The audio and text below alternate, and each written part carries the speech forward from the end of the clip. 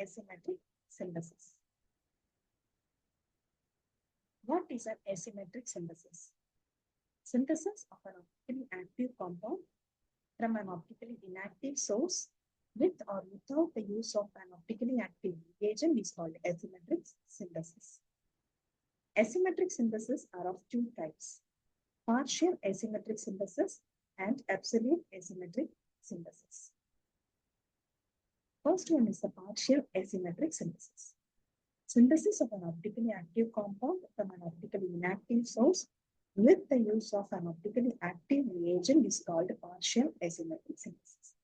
Example, synthesis of lactic acid from pyruvic acid using minus menthol.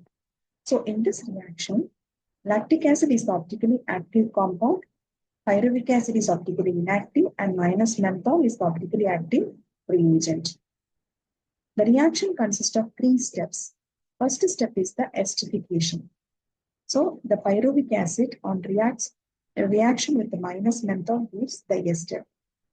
Then second step is the reduction of the ester using aluminum amalgam.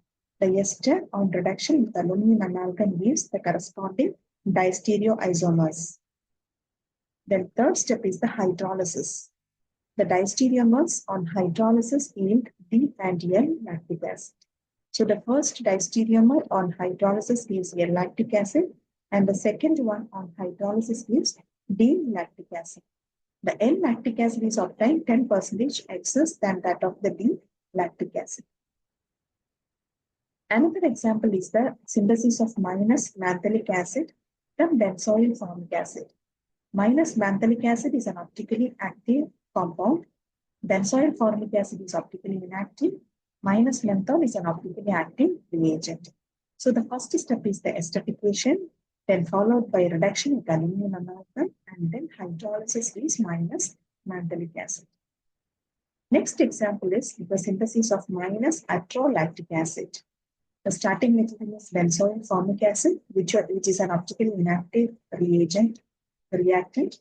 Minus menthol is optically active reagent.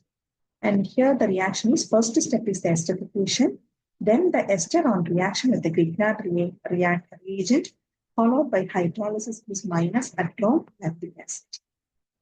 Then the second one is the absolute asymmetric synthesis.